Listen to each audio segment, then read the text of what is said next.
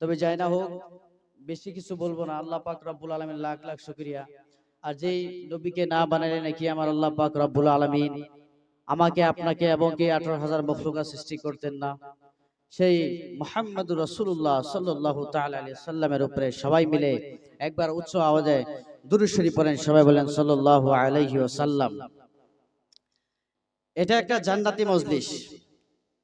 আল্লাহ নবী সাল্লাল্লাহু আলাইহি ওয়াসাল্লাম বললেন, যে জায়গার মাধ্যমে আল্লাহ এবং আল্লাহ রাসূলের গুণগান গাওয়া হয়, আল্লাহ পাক রব্বুল আলামিনের ফেরেশতা ওই জায়গার মাধ্যমে রহমত দিয়ে ঘিরে দেয়। জোরে বলেন সুবহানাল্লাহ।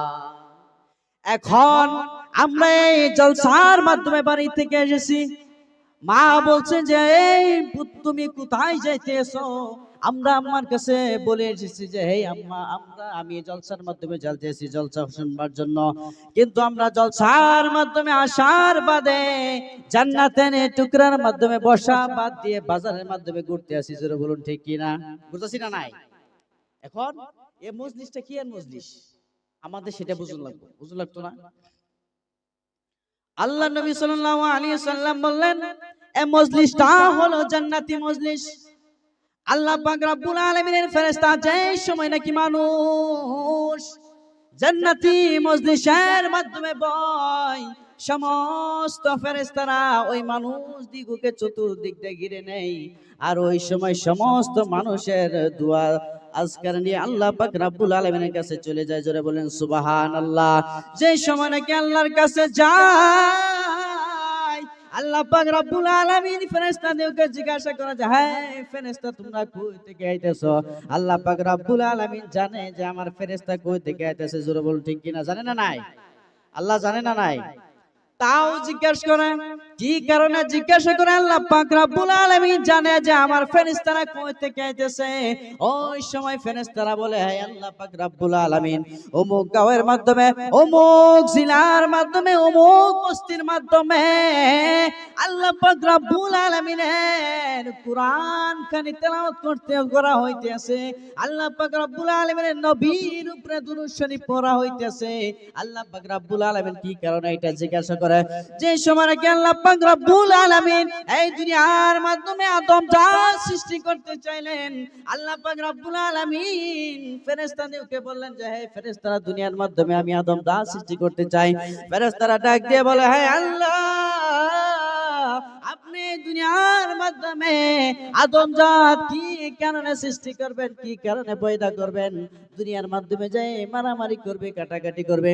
আল্লাহ পাক রব্বুল আলামিন ডাক দিয়ে বলে যে হে ফেরেশতারা, আমি যেইটা জানি তোমরা সেইটা জানো না। আল্লাহ পাক রব্বুল আলামিন এই কারণে ফেরেশতাদেরকে জিজ্ঞাসা করে যে হে ফেরেশতারা তোমরা কোন থেকে আইতেছো? ওই সময় ফেরেশতারা বলে যে হে আল্লাহ, অমুক গায়ের মাধ্যমে আপনার গুণ গান গাওয়া হইতেছে, ওর মাধ্যমে বান্দারা আল্লাহ পাক রব্বুল আলামিনের তাসবিহ তাহলিল পড়তে আছে। আল্লাহ পাক রব্বুল আলামিন বলে যে হে ফেরেশতারা, বান্দারা কি চাই? বান্দারা কি চাই? ওই সময় ফেরেশতারা ডাক দিয়ে বলে যে হে আল্লাহ পাক রব্বুল আলামিন, আপনার গুনাহগার বান্দা আপনার কাছে তওবা করতে আছে রে আল্লাহ। আমরা গুনাহ করতে করতে পাহাড়ের সমতুল্য গুনাহ করে ফেলেছি আল্লাহ।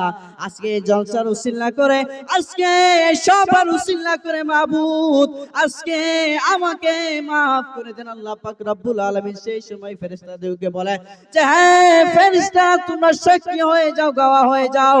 ওই মজলিসের মাধ্যমে যেই ব্যক্তিরা নাকি বসে বসে আমি আল্লাহ পাক রব্বুল আলামিনের কাছে তওবা করতে আছে, আমি আল্লাহ পাক রব্বুল আলামিনের গুণ গান গাইতে আছে, যে হ্যাঁ ফেরেশতা তোমরা সাক্ষী হয়ে যাও, গাওয়া হয়ে যাও, আমি আল্লাহ পাক রব্বুল আলামিন ওই ব্যক্তিদেরকে maaf করে দিয়েছি। জোরে বলেন সুবহানাল্লাহ। এটা হলো কি? এটা হলো গুনাহ মাফের একটা মজলিস। কিন্তু আমরা তো সেটা বুঝি না যে গুনাহ মাফের মজলিস কোনটা। দুনিয়া থেকে আমারও আগে একজন মানুষ বক্তব্য দিয়ে গেছে যে দুনিয়াতে একদিন আমরা সবাই চলে যাব। যাব না? নাই। যাওয়ার বাদে আমাদের কি হবে? যাওয়ার বাদে আমাদের কি হবে? এটা কি আমরা একবার চিন্তা করি যে দুনিয়া থেকে যাওয়া লাগবো? আল্লাহ পাক রব্বুল আলামিন আমাকে আপনাকে দুনিয়ার মধ্যে বানাইছে কি কারণে? আল্লাহ পাক রব্বুল আলামিন পবিত্র কোরআনে কারীমের মাধ্যমে ঘোষণা করলেন, আল্লাযী খালাকাল মাউতা ওয়াল হায়াতা লিয়াবলুয়াকুম আইয়ুকুম আহসানু আমালা। জোরে বলেন সুবহানাল্লাহ। আল্লাহ পাক রব্বুল আলামিন বললেন, দুনিয়ার মাধ্যমে আমি হায়াত এবং মওতকে একমাত্র পয়দা করেছি, সৃষ্টি করেছি একমাত্র আল্লাহ পাক রব্বুল আলামিন মানুষদের পরীক্ষা করার জন্য, যে দুনিয়ার মাধ্যমে মানুষ কি ভালো আমল করে আর কি খারাপ আমল করে। দুনিয়ার মাধ্যমে আসার বাদে আমরা ওই আল্লাহকে ভুলে গেছি, আমরা দুনিয়ার মধ্যে আসার বাদে আমরা নবীকে ভুলে গেছি। আমাদের নবী কি জিনিস, আমার নবীকে ভুলে গেছি। দুনিয়ার মাধ্যমে যদি আমার নবীকে যদি আমরা চিনতে না পারি, দুনিয়ার মাধ্যমে যদি আমরা নবীকে চিনতে না পারি, দুনিয়ার মাধ্যমে যদি আমরা নবীকে ভালো মতনে দেখতে না পারি, আমার নবীকে যদি ভালো মতন চিনতে না পারি, ওই কবর আমাদের জন্য জান্নাত জাহান্নামের টুকরা হয়ে যাবে। জুড়ে বলেন নাউজুবিল্লাহ। কেননা দুনিয়ার মাধ্যমে আল্লাহ পাক রব্বুল আলামিন বললেন, যে ব্যক্তি নাকি দুনিয়ার মাধ্যমে নামাজ পড়ে, রোজা রাখে, হজ করে, যাকাত দেয়, আমি আল্লাহ পাক রব্বুল আলামিন এটা হইতে পারে ওই ব্যক্তিকে আমি জাহান্নামের মাধ্যমে দিয়ে দেব। কি কারণে?